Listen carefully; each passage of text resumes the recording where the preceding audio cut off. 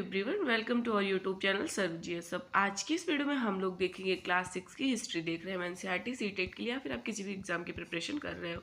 ये वीडियोस मैं काफ़ी दिन के बाद बना रही हूँ क्योंकि मेरी थोड़ी सी तबीयत खराब थी, तो अभी थोड़ा ठीक हुआ है, तो इसलिए बना रही हूँ। तो प्लीज़ आप लोग वीडियो को लाइक करिएगा और चैनल को शेयर सब्सक्राइब करिएगा। देखो, आप पिछले अध्याय में ग्लोब के महत्व के बारे में पढ़ चुके। देखिए, हम पिछले चैप्टर्स जो थे हमारे, उसमें हम ग्लोब के बारे में पढ़ चुके। ग्लोब में अध्ययन की कुछ सीमाएं होती हैं। जब हम पूरी पृथ्वी का अध्ययन करना चाहते हैं तब ग्लोब हमारे लिए काफ़ी उपयोगी साबित होता है। देखो, जब हम मान लो हमें पूरा अर्थ पढ़ना है तो हम किससे पढ़ेंगे? ग्लोब से ही पढ़ेंगे ना। और जब हम पृथ्वी का केवल एक भाग जैसे अपने देश, राज्य, शहर, गांव के बारे में अध्ययन करते हैं तो हमारे लिए उपयोगी साबित नहीं होता। जैसे आप अपने गांव के बारे में ही देख लो, मतलब कि आपको देखना है गांव के बगल की नालियाँ कहाँ पे, खेत कहाँ पे, सब चीज़ कहाँ पे है, तो गांव के बगल वाला गांव क्या है, तो उसके लिए आप ग्लोब लेके ढूंढोगे थोड़ी ना। उसके लिए किस चीज़ की ज़रूरत होती है? तो हमें उसके लिए मानचित्र की ज़रूरत होती है और हम मानचित्र का उपयोग करते हैं। पृथ्वी की सतह या इसके एक भाग का पैमाने के माध्यम से चपटी सतह पर खींचा गया चित्र है यह, लेकिन यह एक गोलाकार सतह को पूरी तरह से चपटा करना असंभव है। भाई, गोलाकार पृथ्वी को हम चपटा नहीं कर सकते है ना। मानचित्र हमारी विभिन्न देखो, ये हम अपनी जरूरतों के लिए ही बनाए हैं। कोई चीज़ हम वैसे सेम टू सेम पृथ्वी को लेके घूमेंगे थोड़ी ना हाथ में, तो जरूरतों के लिए कुछ ना कुछ तो करना पड़ेगा। मानचित्र हमारी विभिन्न जरूरतों के लिए आवश्यक है। कुछ मानचित्र एक छोटे क्षेत्र को कुछ तथ्यों को दर्शाता है, दूसरे मानचित्र में एक बड़ी किताब की तरह तथ्य हो सकते हैं। जब हम बहुत से मानचित्र एक साथ रख दिया जाता है तब एटलस बन जाता है। देखो, एटलस तो आपने देखा होगा ना, बहुत सारे मानचित्र पेज चेंज कर करके आप पढ़ते होगे।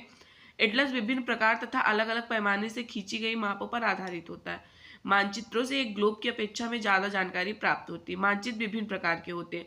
देखो, यहीं से क्वेश्चन पूछेगा, मानचित्र कितने प्रकार के होते हैं? विभिन्न। अब हमें बताना है कौन सा मानचित्र में क्या चीज़ दिखाया जाता है। सबसे पहला भौतिक मानचित्र। भौतिक मानचित्र को एक नाम से और जानते हैं, उच्चावच मानचित्र। ठीक है, इस भौतिक मानचित्र में क्या दर्शाता है या फिर क्या डिनोट करता है? भौतिक मानचित्र जो होता है ना, वो पर्वत हो गया, पठार, मैदान, महासागर, नदियां, मतलब इन सब चीज़ों को कौन दर्शाता है? भौतिक मानचित्र। फिर वही राजनीतिक मानचित्र जो होता है, ये राज्य, नगरों से हम ऑलमोस्ट राजनीतिक मानचित्र ही यूज़ करते हैं। अपने रूम में चिपकाए होंगे राजनीतिक, उसमें देखो स्टेट और कैपिटल्स और कंट्रीज की कैपिटल्स सब दिखाया होगा। तो ये कौन सा होता है? पॉलिटिकल मैप, यानी राजनीतिक जो हमारा मानचित्र है। इसमें राज्य, नगर, शहर, गाँव के विभिन्न देशों और राज्यों, उनकी सीमाओं को दर्शाने को मानचित्र कहते हैं। कौन सा मानचित्र? राजनीतिक। तो भौतिक में हम पर्वत, पठार, नदी, पानी वाली जो चीजें हैं वो भौतिक हो गया। राजनीतिक में राज्य, नगर, शहर तथा गांव, ये सब चीजें हो गया। और विश्व की सीमाएं वगैरह, ये सब। फिर आता है हमारा लास्ट में थीमेटिक मानचित्र। ये इंपॉर्टेंट है। थीमेटिक मानचित्र, कुछ मानचित्र विशेष जानकारी प्रदान करते हैं। जैसे कुछ मानचित्र जो होते हैं विशेष जानकारी को मतलब देते हैं, एक्स्ट्रा नॉलेज को। जैसे सड़क हो गया, वर्षा हो गया, वन तथा उद्योग आदि को दर्शाता है। इसको हम क्या बोलते हैं? इस प्रकार के जो मानचित्र होते हैं उसको थीमेटिक मानचित्र कहते हैं, जो सड़क, वर्षा और उद्योगों को दर्शाता हो। इन मानचित्रों में दी गई सूचना के आधार पर उनका नामांकन किया जा सकता है। देखो, मानचित्र के एक पूछेगा आपसे एक चीज कि मानचित्र के कितने घटक है, तो मानचित्र के 3 घटक है। कौन कौन सी? दूरी, दिशा और प्रतीक। दूरी, दिशा और प्रतीक। दूरी, दिशा और प्रतीक मानचित्र के 3 घटक है। दूरी क्या होता है?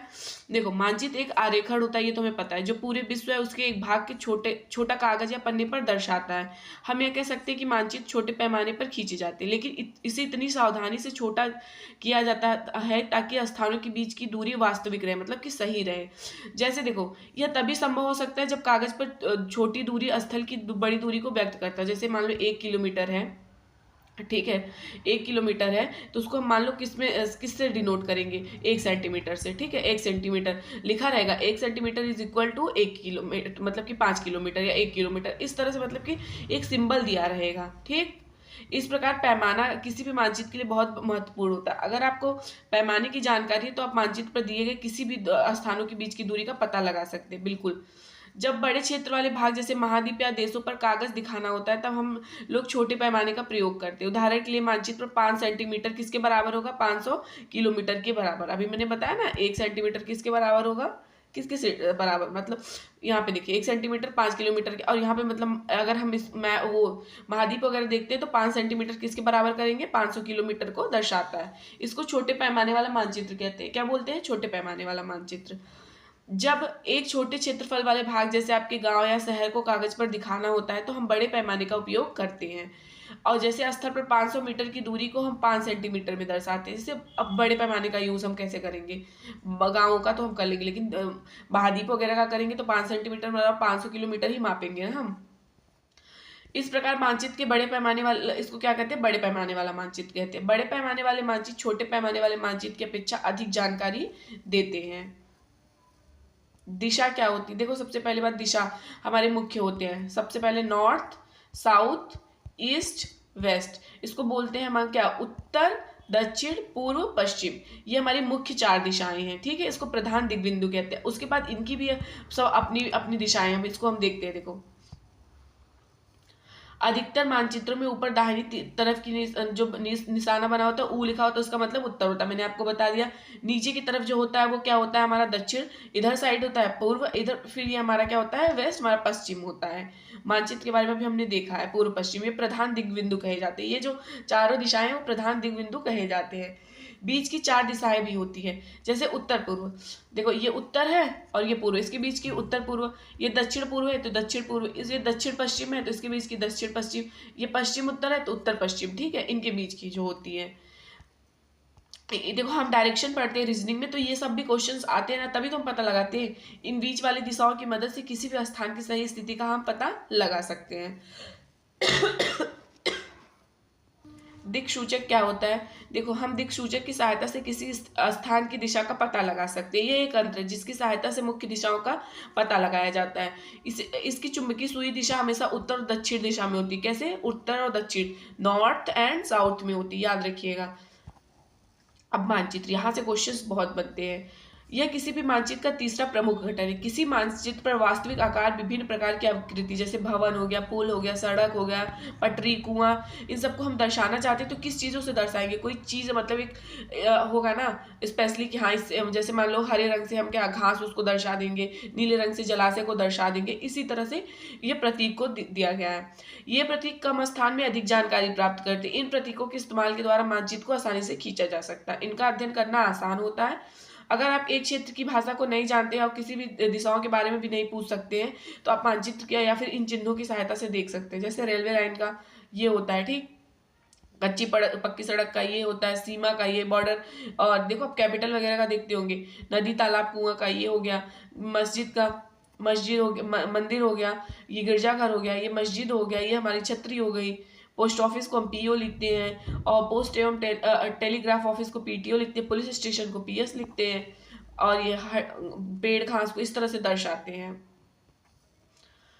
मानचित्र से प्राप्त कर सकते हैं। मानचित्र की एक विश्वव्यापी भाषा होती है जिनसे सभी आसानी से समझ सकते हैं।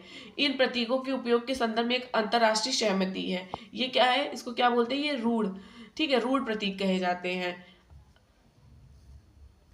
देखिए यहाँ से क्वेश्चंस बनते हैं हमारे, जैसे विभिन्न रंगों का प्रयोग। उदाहरण के लिए आपसे पूछेगा नीले रंग का इस्तेमाल हम किसके लिए करते हैं, नीला चलो तो हमें रट गया है कि जल के लिए करते हैं। भूरा रंग, सबसे ज्यादा हम भूरा रंग और पीला रंग में कंफ्यूज होते हैं। भूरा रंग से हम पर्वत को, भूरा रंग से हम किसको डिनोट करते हैं, पर्वत को, और पीला रंग से पठारों को, किसको, पर्वत और पठारों। अगर आपसे पूछ ले, मैं मतलब कमेंट में बताइएगा भूरा रंग किसको किसको डिनोट करते हैं, तो पर्वत, और पीला रंग को पठारों से, और हरा जो होता है मैदानों को दिखाया जाता है। रेखा चित्र क्या होता है, रेखा चित्र एक आरेखन है जो पैमाने पर आधारित न होकर याददाश्त और स्थानीय प्रेक्षण पर आधारित होता है। कभी कभी किसी क्षेत्र के एक कच्चे आरेखन की आवश्यकता होती है, वहां के स्थान को दूसरे स्थान के सापेक्ष दिखाने के लिए होती है। मान लीजिए कि आप अपने मित्र के घर जाना चाहते हैं लेकिन आपको रास्ते की जानकारी नहीं, आपका मित्र अपने घर के रास्ते को बताने के लिए कच्चा आरेखन बना सकता है। इस प्रकार कच्चे आरेख को बिना पैमाने की सहायता से खींचा जा सकता है। इसे क्या कहते हैं, हम रेखा चित्र, मानचित्र कहते हैं। खाका क्या होता है, खाका भी पूछता है। एक छोटे क्षेत्र का बड़े पैमाने पर खींचा गया रेखा चित्र खाका कहलाता है। एक बड़े पैमाने वाले मानचित्र में बहुत सी जानकारी प्राप्त होती है, लेकिन कुछ ऐसी चीजें होती है जिन्हें हम कभी कभी जानना चाहते हैं, किसी कमरे की लंबाई चौड़ाई, इसके लिए हम किसका यूज करते हैं, खाका का ही करते हैं। तो हमारा वीडियो समाप्त होता है। प्लीज वीडियो को लाइक करिएगा, चैनल को शेयर सब्सक्राइब करिएगा। Thank you.